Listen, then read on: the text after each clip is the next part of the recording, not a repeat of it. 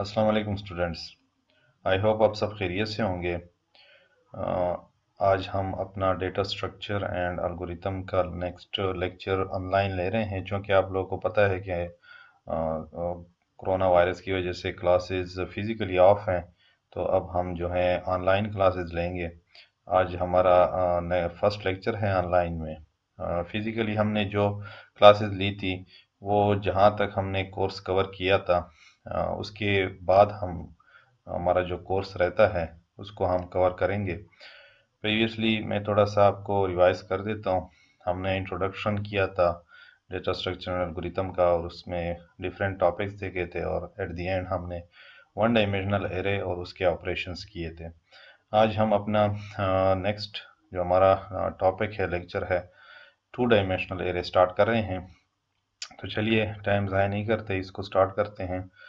A two-dimensional array m cross n array, ठीक है। A two-dimensional m cross n array A is a collection of m dot n data elements, such that each element specified by a pair of integers, such as jk, called subscript, with the property that j is greater than or equal to 1, j is less than or equal to m, and k is greater than or equal to 1 and less than or equal to n।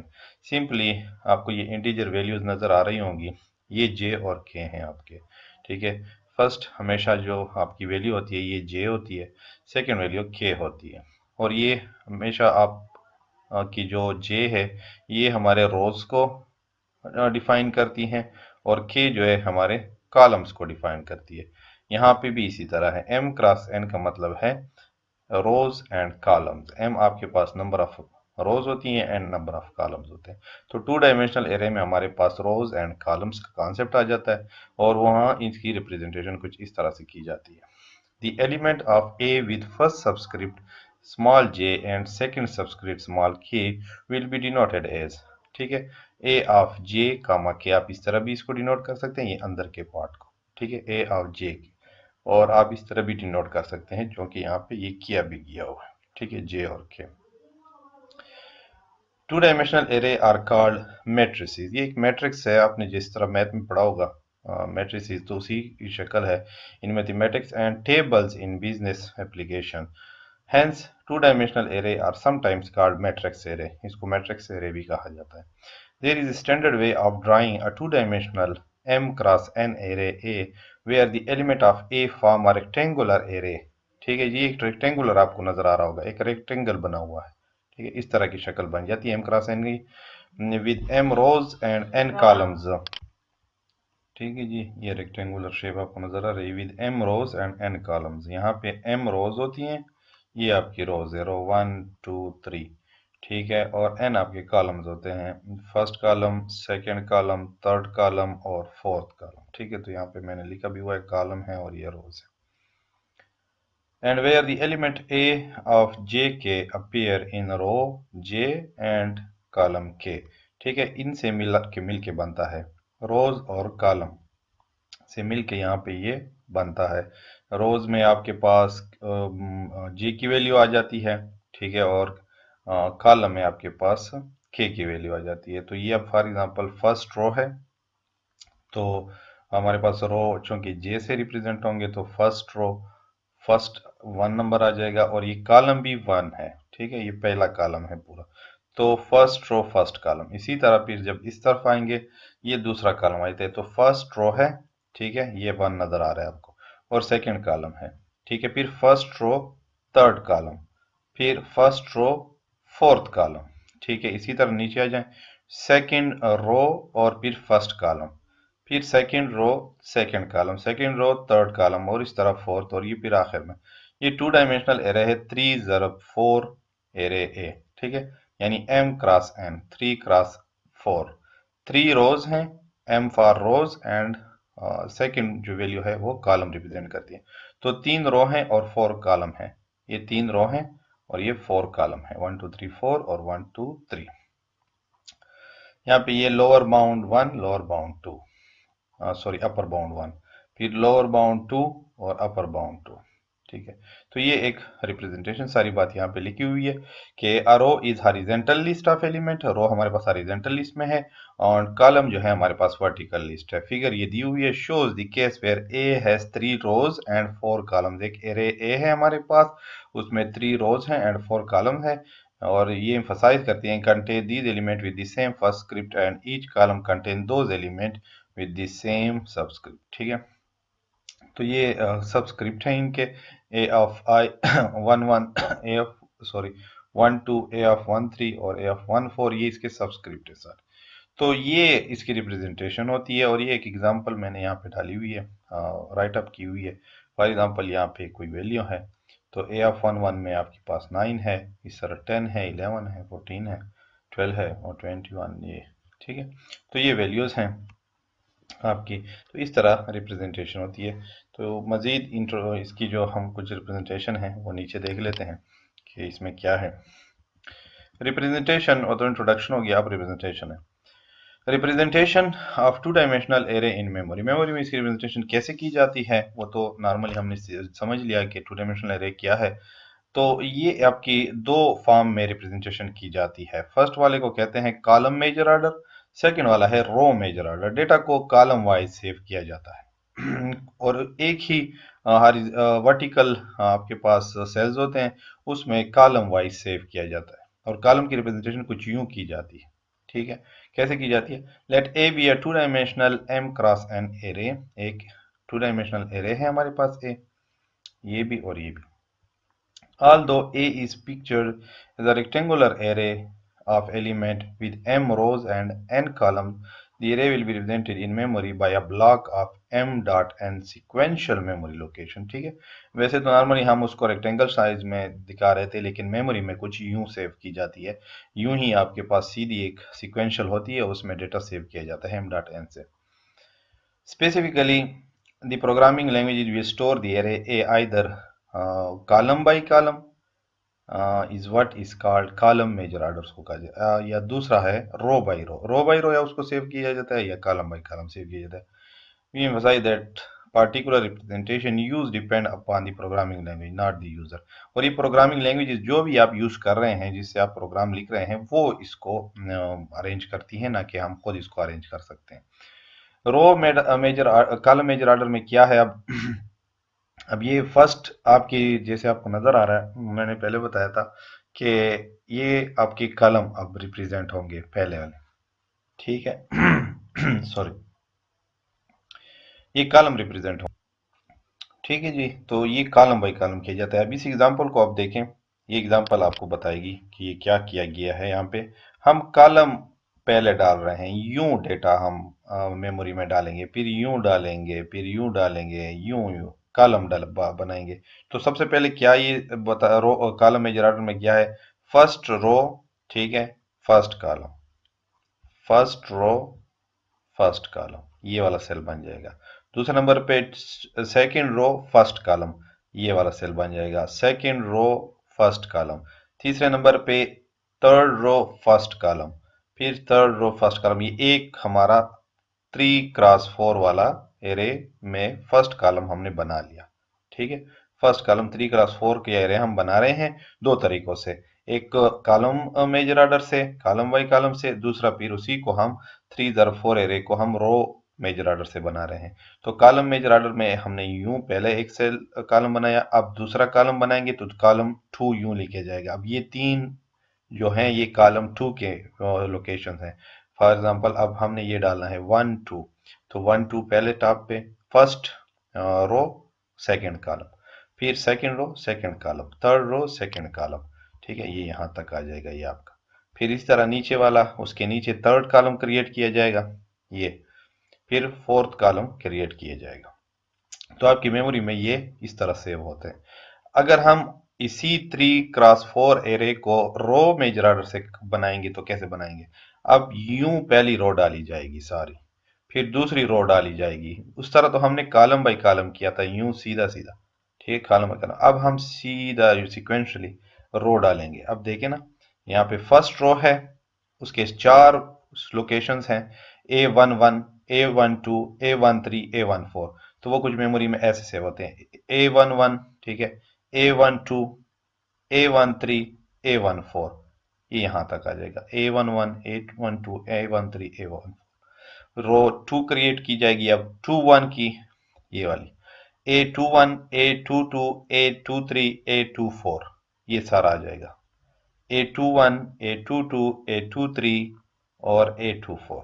इसी तरह तीसरी रो भी create कर दी जाएगी, क्योंकि 3 rows हैं, आपको नजर आ रहा है 1 2 3, तो तीसरी रो क्रिएट कर दी। तो ये 2 तरीकों से मेमोरी में इसकी रिप्रेजेंटेशन की जाती है जो ओरिजिनली है। ये तो हमने रेक्टेंगल एक आपको समझाने के लिए बताया, मेमोरी में कुछ यूं रिप्रेजेंटेशन की जाती है। तो ये हमारा 2 डायमेंशनल एरे क्या है और उसकी रिप्रेजेंटेशन मेमोरी में कैसे की जाती है, हमने उसकी एग्जांपल ली 3x4 एरे की, और मेमोरी में उसको कॉलम से भी कर सकते हैं और रो से भी कर सकते हैं। अब आते हैं उसके ऑपरेशंस पर, ठीक है। Operation on 2D array, 2 dimensional array के ऑपरेशन है। तो यहाँ पे हम 3 ऑपरेशन परफॉर्म कर रहे हैं, ट्रांसपोज ऑपरेशन कर रहे हैं, ट्रावर्सन ऑपरेशन कर रहे हैं और रेडिशन ऑपरेशन कर रहे हैं।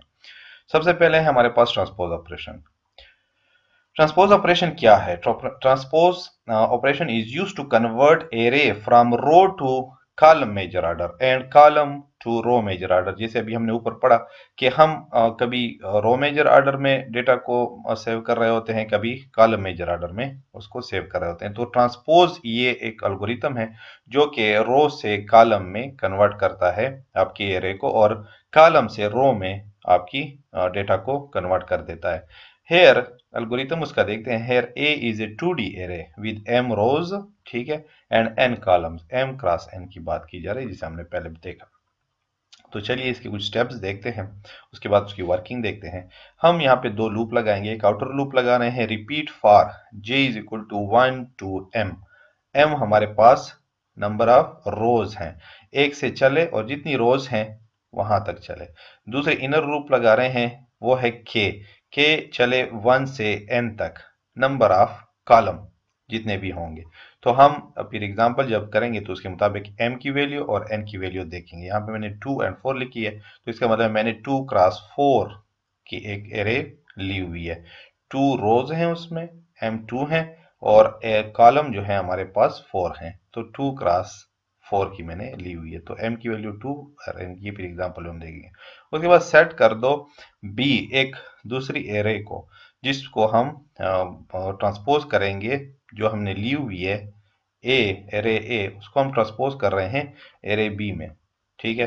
यानी हम रो मेजर ऑर्डर से कॉलम मेजर ऑर्डर में ट्रांसपोज कर रहे हैं, तो रो मेजर ऑर्डर से कॉलम मेजर ऑर्डर में डेटा को कन्वर्ट कर रहे हैं, अपने उसका शेप चेंज कर रहे हैं एरे का। तो हम यहाँ पे सेट एक ऑपरेशन लगा रहे हैं, b of k j is equal to a of j k. उसके बाद end of step 2 inner loop for loop जो है हमारे पास, end of step 1 for loop जो आउटर लूप है, और एंड एग्जिट। तो चलिए इसकी हम वर्किंग देखते हैं। सबसे पहले हम चलाएंगे इसको यहाँ से, तो यहाँ पे हमारे पास j की वैल्यू होगी 1।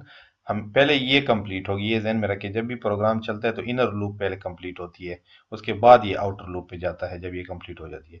तो सबसे पहले जब ये लूप चलेगी तो j की वैल्यू 1 से स्टार्ट हो रही है और m तक जाएगी। हमने एक एरे ली है a, जिसमें रोज जो है 2 हैं और कॉलम जो है 4 हैं। ये आपको एक, ये 2 रोज नजर आ रही हैं और ये 4, 1 2 3 4 कॉलम नजर आ रहे हैं। उसमें कुछ डेटा है, 14 सेव है A11 में, 15 सेव है A12 में, A12 इसको और इसको मिला के मैं बोल रहा हूँ, ठीक है, A11, ठीक है, इसको दोनों को लोकेशन को, फिर ये इसके साथ A12 लोकेशन, A13 लोकेशन पे 16 सेव है, A14 लोकेशन पे 17 सेव है, और इस तरह A21 पे 18 सेव है, A22 पे 19 सेव है, A23 पे 20 सेव है, A24 पे 21 सेव है। अब इसको मैं यूं से सीधा करना चाहता हूं कि ये डेटा आ जाए बिल्कुल कॉलम में, जैसे ये आया हुआ है 14, 15, 16, 17, यानी सीक्वेंस में था, सीधा था, रो में लिखा हुआ था 14, 15, 16, इसको मैंने कन्वर्ट कर दिया कॉलम में 14, 15, 16। अब मैं यूं गिनूंगा, पहले मैं यूं गिन रहा था, इसको यूं गिन रहा था, अब मैं इसको ऐसे गिनूंगा। तो इसमें मैंने इसको ट्रांसपोज करना है, मैंने रो मेजर ऑर्डर से कॉलम मेजर ऑर्डर में इसको ट्रांसपोज किया। तो सबसे पहले हमारे पास j की वैल्यू 1 होगी, ये यहां से स्टार्ट हो रहा है 1 से, उसके और के जो है वो चेंज होता रहेगा, क्योंकि एक दफा हमने यहाँ से 1 ले लिया, अब इधर आ गया दोबारा, अब के से के की भी वैल्यू लेगा, तो ये लूप चलती रहेगी यहाँ पे जब तक ये के की वैल्यू आखिर तक ना पहुंचे, उसके बाद फिर ये बाहर निकलेगा। तो सबसे पहले जे की वैल्यू वो एक दफा पिक करेगा और के की वैल्यू वो 4 बार पिक करेगा, क्योंकि हमारे पास के की वैल्यू 4 तक है, कॉलम हमारे 4 हैं, तो जे के की वैल्यू 4 है। तो यहाँ पे आ जाएगा बी में जे के की जगह बी 1 आ जाएगा, क्योंकि इनिशियली के की वैल्यू 1 है, जे की वैल्यू भी 1 है, तो बी 1 1 और दोनों की 1 1 है, तो ए 1 1। तो इसका मतलब है कि सेट कर दो इस लोकेशन पे इस लोकेशन की वैल्यू, इस लोकेशन में जो भी वैल्यू है A11 में, यानी ये वाली वैल्यू, ये चली जाए B11 में। ठीक है, तो B11 में 14 आ जाएगी, यहां से उड़ के यहां। दूसरे बार में सेट कर दो B, अब K की वैल्यू एक और इंक्रीमेंट हो जाएगी, फॉर लूप लगा हुआ है, इंक्रीमेंट होती रहेगी। तो यहां पे K की वैल्यू 1 से 2 हो जाएगी। ठीक है, तो के की वैल्यू 2 और जे अभी तक वही 1 ही रहेगा, क्योंकि बाहर अभी लूप नहीं जा रहा है, यहीं पे चल रही है। तो जब ये पूरा हो जाएगा तब ये ऊपर जाएगी, बाहर चेक करेगी कोई और वैल्यू है या नहीं है। तो के 2 हो गया और के की वैल्यू यहाँ पे 2 हो जाएगी, जे की वैल्यू 1 ही रहेगी। यहाँ पे आपका जे पहले है, के बाद में है, यहाँ पे के पहले था, जे बाद में था, तो इसमें इसलिए इसकी वैल्यू चेंज हुई है। तो जे की वैल्यू वही 1 और के की वैल्यू 2। तो इसका मतलब है कि इस लोकेशन पे इस लोकेशन वाली वैल्यू आ जाए, A12 की वैल्यू B21 में आ जाए। A12 ये पड़ा हुआ है 15, A12 ये कहां आ जाए B21 में, तो ये यहां सीधा इसके नीचे आ जाएगी। तो ये देखें, ये बन रही है, कॉलम वाइज आ रही है, वहां से सीधा से इस तरह कॉलम में आ रही है, रो से 21 में 15 आ जाएगा। इसी तरह फिर दोबारा हमारी के की वैल्यू इंक्रीमेंट होगी, 3 पे आ जाएगी, तो B31 और A31 A13 में जो भी वैल्यू है वो इस लोकेशन पे आ जाए। तो इसमें हमारे पास है A13 में 16 उड़ के चला जाएगा इस लोकेशन पे 31 पे, तो 31 आपकी ये है 31 16, तो ये देखें एक कॉलम बन रहा है, कॉलम वाइज ये स्टोर हो रही है। उसके बाद 4 हो जाएगी, के की वैल्यू 4 4 टू 4 हो जाएगी। उसके बाद ये 4 1 और 1 4, 1 4 में जो भी वैल्यू है ए एफ 1 4 में वो चली जाए बी एफ 4 1 में, तो बी एफ 4 1 यहाँ पे आ रहा है, 17 यहाँ आ जाएगी। तो ये एक कॉलम आपका मुकम्मल हो गया। आप देखें आपकी रो वाइज से सारी वैल्यूज ट्रांसपोज हो गई है, कन्वर्ट हो गई है कॉलम वाइज में। अब दोबारा से चेक जब हो गया कि यहाँ 4 by 4 हो गए हैं, तो और तो ये नहीं चलेगी, तो ये एक दफा फिर बाहर निकलेगी, ये इनर लूप आपके आउटर लूप पे उसको चेक करेगी। अभी तक भी एक वैल्यू इंक्रीमेंट हो सकती है, जे इज इक्वल टू 1 थी, तो अब जे इज इक्वल टू 2 हो जाएगी, क्योंकि हमने इस दूसरे पार्ट को भी, दूसरे रो के पार्ट को भी चेंज करना है। तो हम दूसरे रो पे आ गए हैं, पहले रो को हमने चेंज कर दिया, अब रो दूसरी है। तो यहाँ पे जे आपके पास रो वाइज है, आपको पता है ये जे आपकी रो है, तो रो एक और पहले ये रो थी पूरी, हमने ये कन्वर्ट कर दिया, अब दूसरी रो होगी 2 हो जाएगी, जे की वैल्यू 2 हो जाएगी और के की फिर 1 से स्टार्ट हो जाएगी। ठीक है, जे की वैल्यू 2 हो जाएगी, रो 2 पे हम जाएंगे, क्योंकि उसकी 1 हो गई है, अब 2 है, तो 2 हो जाएगी। अब दोबारा इनर लूप पे आएगी, अब फॉर के इज इक्वल टू 1 से फिर स्टार्ट होगा, तो बी की वैल्यू के 1 और जे की वैल्यू 2 1 2। ठीक है, ये इस लोकेशन पे आप वैल्यू आएगी, तो बी ऑफ 1 2 में कौन सी वैल्यू आ जाए आपकी ए ऑफ 2 1 की, ए ऑफ 2 1 की वैल्यू ये पड़ी है 18, 18 इधर आ जाएगी। फिर उसी तरह जे की वैल्यू 2 रहेगी और के की वैल्यू इंक्रीमेंट होगी 2। ठीक है, जे की वैल्यू 2 ठहरी हुई है, के की वैल्यू इंक्रीमेंट होगी 2, तो वो आपकी उसमें A22 की वैल्यू आ जाए। A22 की वैल्यू है ये 19, तो 19 उसके नीचे। इसी तरह फिर जे की वैल्यू 2 रहेगी और के की वैल्यू इंक्रीमेंट होगी 3, B32 में 2 3 की वैल्यू आ जाए, 2 3 के नीचे 20 है, 20 आ जाएगा 3 2 में। इसी तरह ये भी आखिर भी इसमें आ जाएगा। तो ये एक वर्किंग है, आप देख रहे हैं ये ट्रांसपोज हुआ है from row to column major order में। और अब हमारा जो कन्वर्ट हुआ है वो हो गया कन्वर्जन, उसके बाद 4 रोज बन गई और 2 कॉलम, 4 रोज 1 2 3 4, 4 रोज और 2 कॉलम, जबकि पहले क्या था 2 कॉलम 2 रोज थे और 4 कॉलम, तो हमने इसको देखें कन्वर्ट कर दिया, ट्रांसपोर्ट कर दिया। तो ये ट्रांसपोज अल्गोरिथम और उसकी कंप्लीट वर्किंग। नेक्स्ट इसकी जो ऑपरेशन है वो है हमारे पास ट्रैवर्स। ट्रैवर्स का आपको ऑलरेडी पता है कि विजिट करना, हम विजिटिंग भी करते हैं उसमें और फिर प्रिंट भी करते हैं। तो जस्ट हम यहाँ पे विजिट करेंगे, हर सेल में जाएंगे। यहाँ पे हमारे पास एक एरे है, a 2D array with m rows and n columns. Algorithm उसका स्टेप है, आउटर लूप है और इनर लूप है। सेम वही repeat for j is equal to 1 to m और repeat for k is equal to 1 to n। तो m आपको पता है, हमने एक एरे ली है 2x4 की, जैसे पहले ली थी। तो हमारे पास जो m है उसकी वैल्यू क्या है, 2। ठीक है, ये m की वैल्यू 2 है और n की वैल्यू 4 है। तो ये 1 से 2 तक जाएगा, ये 1 से 4 तक जाएगा। अप्लाई, यहां से इसने पिक किया j इज इक्वल टू 1 और k भी पिक किया 1। ठीक है, यहाँ पे अप्लाई कर दो विजिट प्रोसेस हम एक अप्लाई कर रहे हैं जिसका नाम है विजिट। सिर्फ विजिट कर रहा है ए ऑफ जे के। ठीक है, ए ऑफ जे के, तो जे में जे की वैल्यू लिख दे, के में के की वैल्यू लिख दे। तो ये हमने फॉर पहले वर्किंग इसकी देखते हैं। ये एक हमने एरे ले लिया, इसमें A11 लोकेशन सेल है, A12, A13, A14 and so on. तो सबसे पहले है j is equal to 1 and k की वैल्यू इंक्रीमेंट होगी 4 तक, k भी सबसे पहले 1 होगा। तो A11 विजिट हो जाएगा, यहाँ पे भी 1, यहाँ पे भी 1, तो ये विजिट हो गया। दूसरे पार्ट पे दोबारा ये लूप चलेगी, फिर k की वैल्यू 2 हो जाएगी, यहाँ पे j की वैल्यू सेम रहेगी 1 और फिर k की वैल्यू 2, तो ये विजिट हो गया। फिर j की वैल्यू सेम रहेगी, k की वैल्यू इंक्रीमेंट होगी A3। तो ये यहाँ पे पॉइंटर लगा हुआ है, फॉर एग्जांपल ये एरो यहाँ पे होगा, फिर यहाँ पे होगा, फिर यहाँ पे होगा, यहाँ पे होगा, A4 तक ये आ जाएगा, विजिट हो जाएगा। फिर उसके बाद आपकी j की वैल्यू 2 हो गई और k की वैल्यू 1 2 3 4 तक जाएगी। तो j की वैल्यू 2 यहाँ पे आ गया, 2 1, 2 1 को विजिट किया पॉइंटर ने, फिर 2 2 को विजिट किया। ठीक है, फिर 2 3 को विजिट किया और फिर 2 4 को विजिट किया।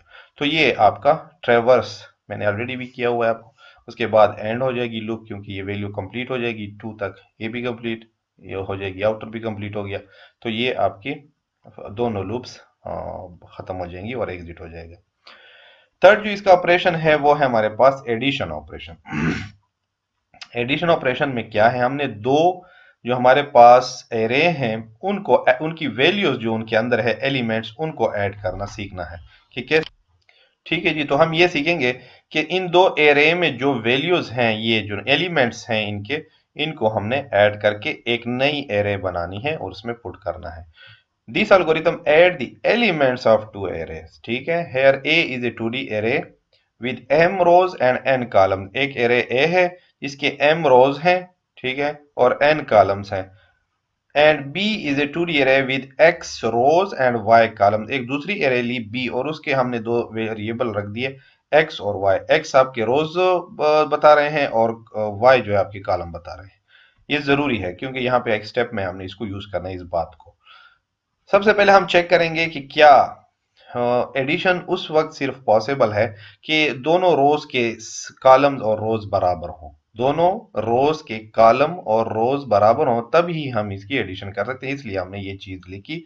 और यहाँ पे हम वो चेक करें, check if m is not equal to x, कि अगर रोज ए के एरे ए के रोज जो है m से रोज रिप्रेजेंट हो रहे हैं और b के भी रोज x से रिप्रेजेंट हो रहे हैं, क्या दोनों के रोज बराबर हैं? अगर हैं तो ठीक है, अगर नहीं है तो फिर देखेंगे। और किसी कॉलम बराबर नहीं है, n कॉलम रिप्रेजेंट कर रहे हैं a के और y कॉलम रिप्रेजेंट कर रहे हैं b के, तो क्या रोज या कॉलम में से कोई एक अगर बराबर नहीं है, then print addition is not possible and exit.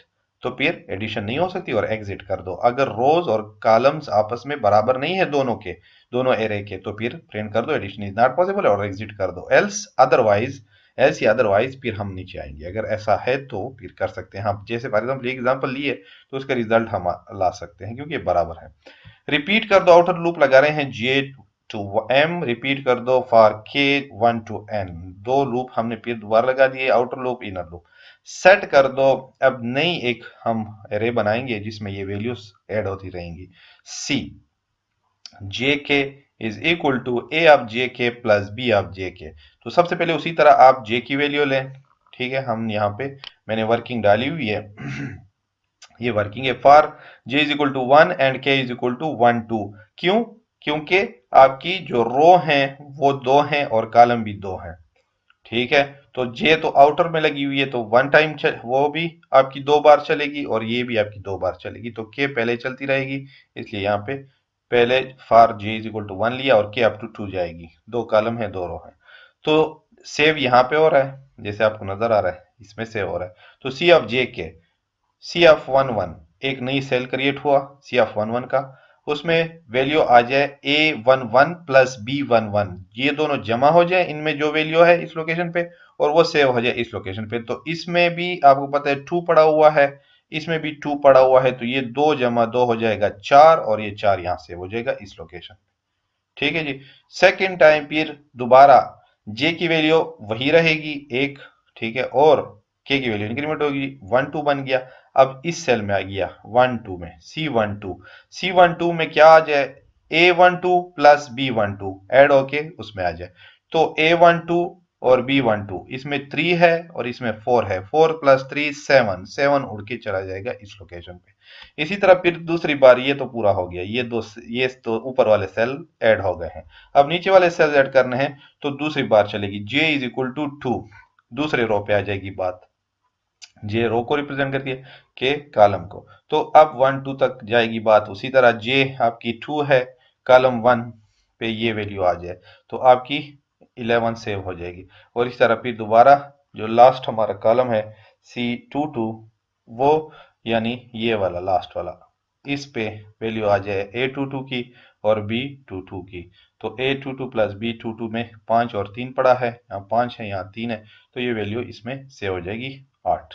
ठीक है जी। तो ये आपके 3 ऑपरेशन हो गए। 2 डायमेंशनल एरे क्या है, मेमोरी में कैसे रिप्रेजेंट किया जाता है, इसको कंप्यूटर कैसे रिप्रेजेंट करता है, प्रोग्रामिंग लैंग्वेजेस कैसे उसको रिप्रेजेंट किया वो हमने पढ़े, और फिर 3 हमारे ये ऑपरेशन थे जो इस पे हमने परफॉर्म किए। नेक्स्ट हमारे पास है अब स्टैक। स्टैक क्या है आइए देखते हैं।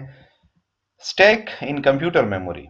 स्टैक एक डेटा स्ट्रक्चर है, जैसे मैंने पहले भी बताया था, डेटा को सेव रखने के लिए, स्टोर करने के लिए इसे यूज किया जाता है। Stack is a linear data structure, linear data structure है, ठीक है जी, सिक्वेंशियल है।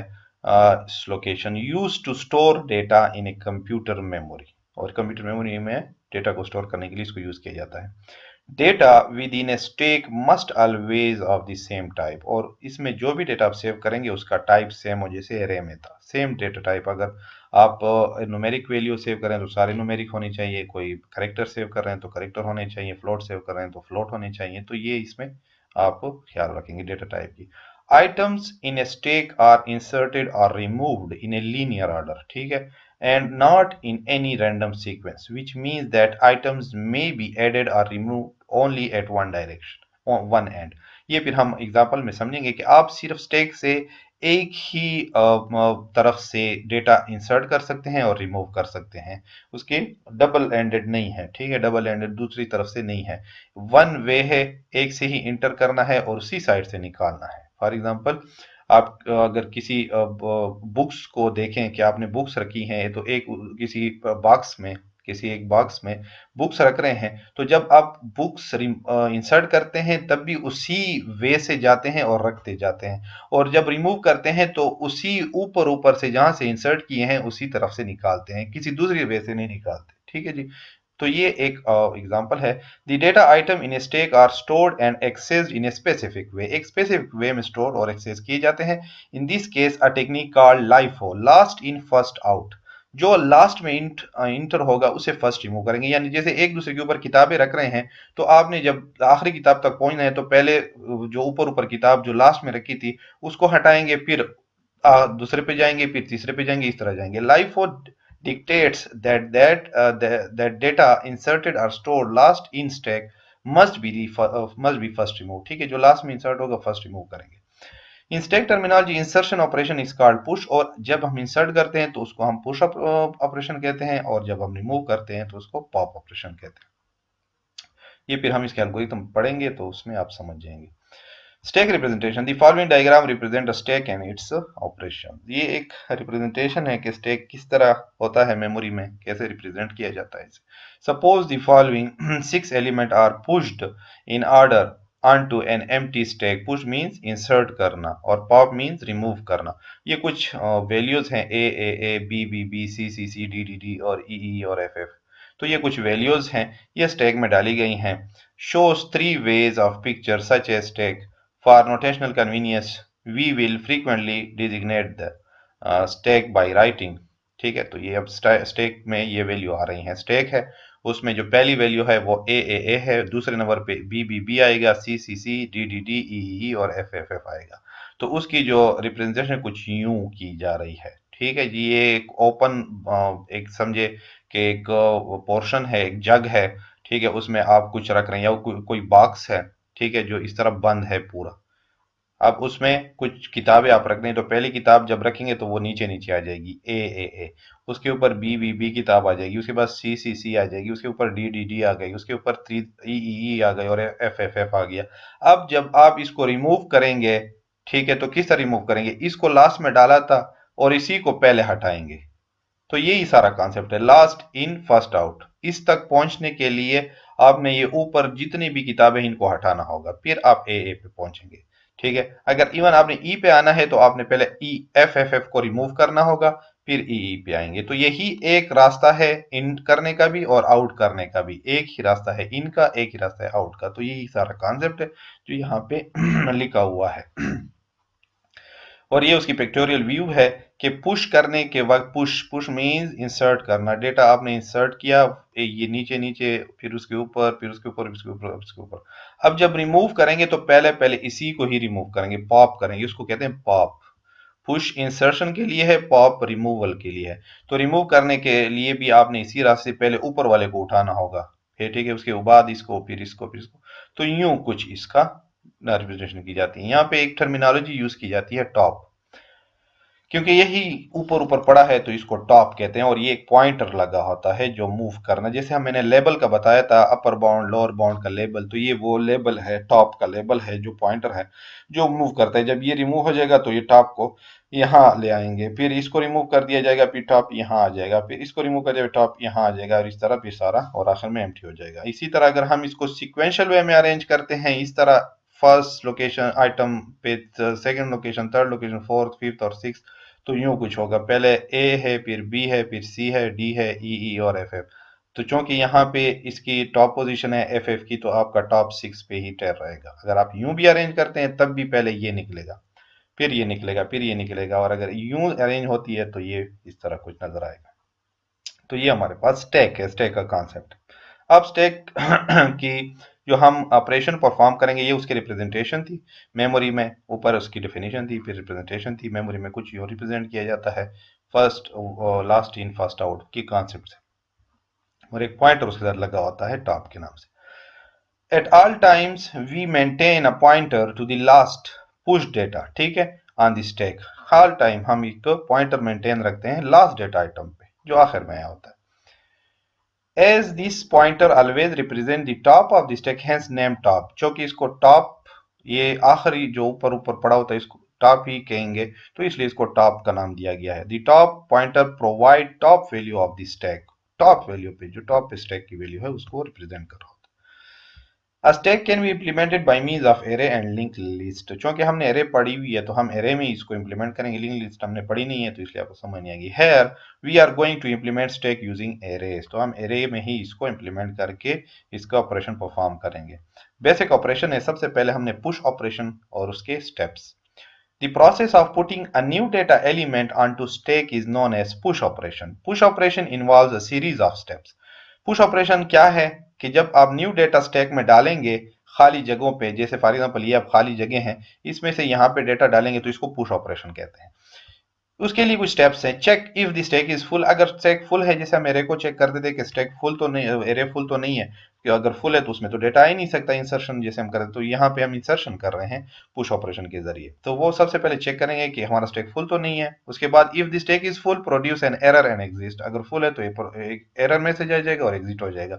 If the stack is not full increment top to the point next empty space. वही जैसे अपर बाउंड हम इंक्रीमेंट करके आइटम डाल देते थे एरे में, इस तरह ये जो है आपका टॉप, इसका लेबल हम चेंज कर देंगे इस लोकेशन पे, और उस लोकेशन पे हम डेटा डालेंगे और वो हमारा टॉप हो जाएगा।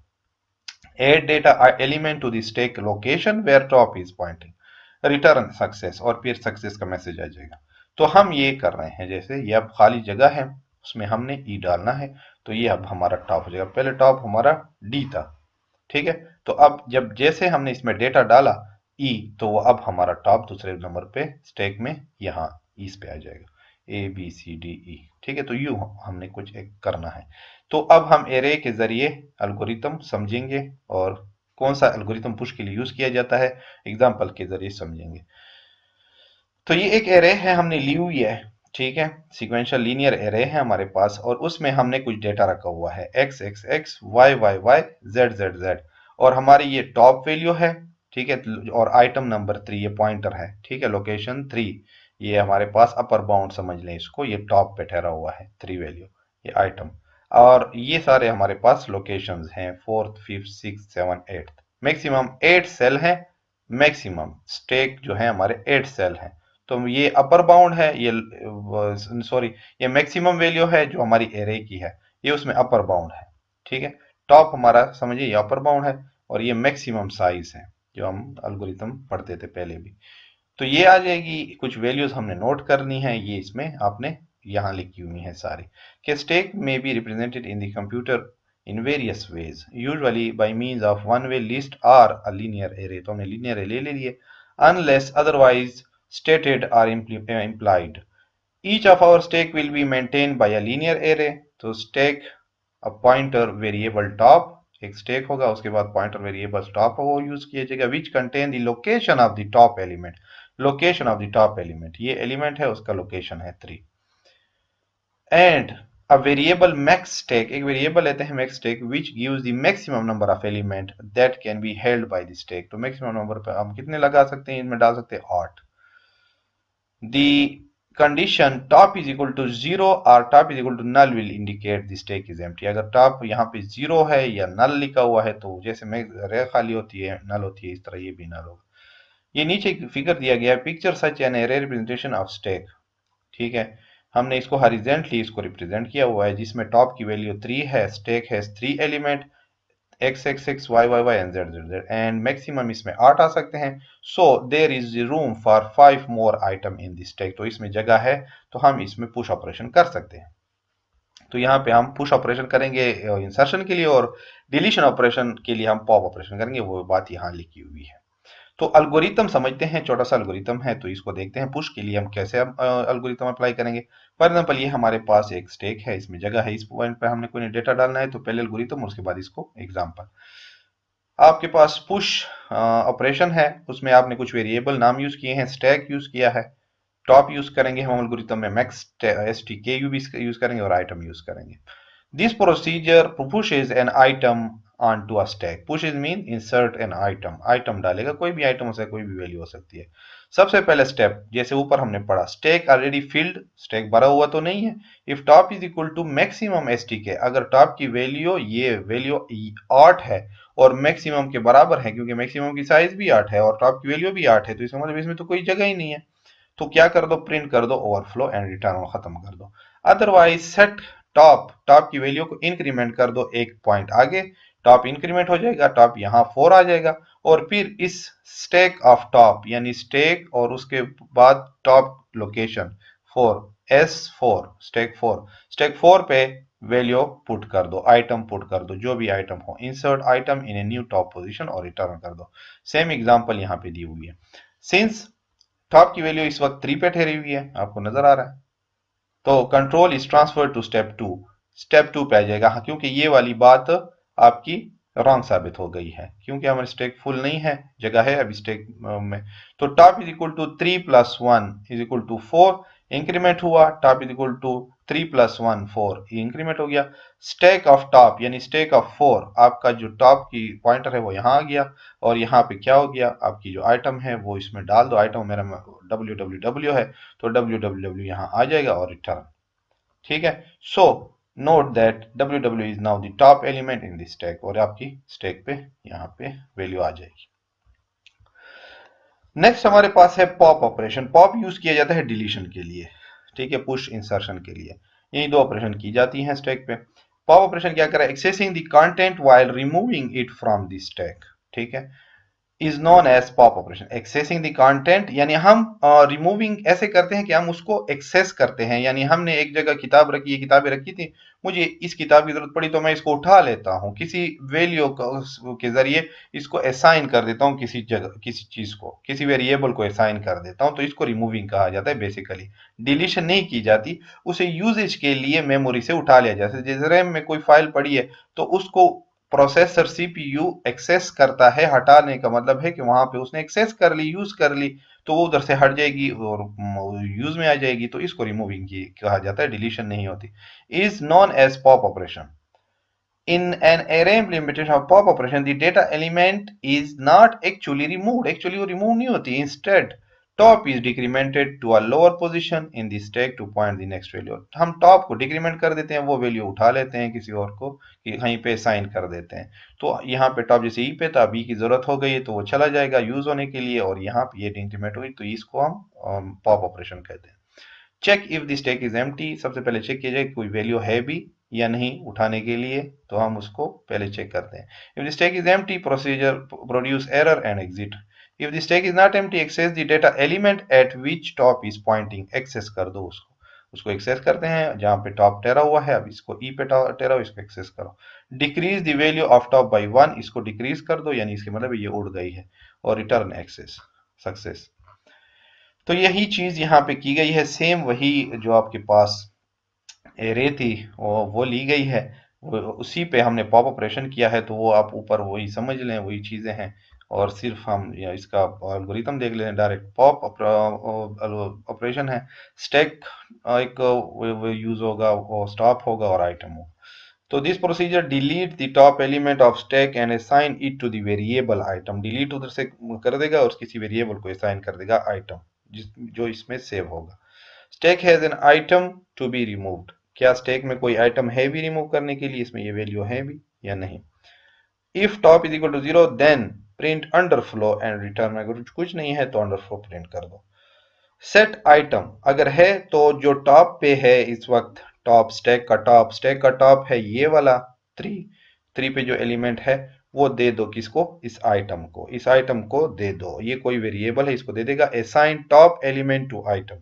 टॉप पे जो आइटम है z ये असाइन कर दो इसको, और फिर क्या कर दो, सेट कर दो टॉप की जो लेबल है वो टॉप -1, डिक्रीज टॉप बाई 1, तो ये डिक्रीज हो जाएगा, ये यहाँ पे आ जाएगा, इसका मतलब ये खत्म हो गई है रिटर्न। सेम यहीं पे ये एग्जांपल को एक्सप्लोर किया गया है। Since top is equal to 3, तो कंट्रोल ट्रांसफर हो जाएगा स्टेप 2 पे। स्टेप 2 ये है आइटम, तो आइटम को मिल जाएगा z, ये z यहाँ पे है, तो आइटम को मिल गया z। उसके बाद ये डिक्रीमेंट हो जाएगा, टॉप की वैल्यू 3 -1 2 पे आ जाएगी, ये यहाँ पे आ जाएगी टॉप, और रिटर्न हो जाएगा। Observe that stack top is equal to stack 2, अब y पे है, is now the top element of the stack. तो ये आपका पॉप ऑपरेशन था स्टैक का। तो ये आज का हमारा लेक्चर था, जो मंडे का लेक्चर है हमारा आज का। हमें लेट अपलोड करना पड़ रहा है क्योंकि कुछ टाइम टेबल का इशू था, तो मैं इसको इंशाल्लाह अपलोड कर रहा हूँ मंडे की जगह ट्यूसडे को अपलोड करूँगा। और फिर भी अगर कोई इशू हो तो आप मुझे व्हाट्सएप ग्रुप में भी बता सकते हैं, अदरवाइज इंशाल्लाह कोई प्रॉब्लम नहीं होगी। Thank you so much, Allah Hafiz.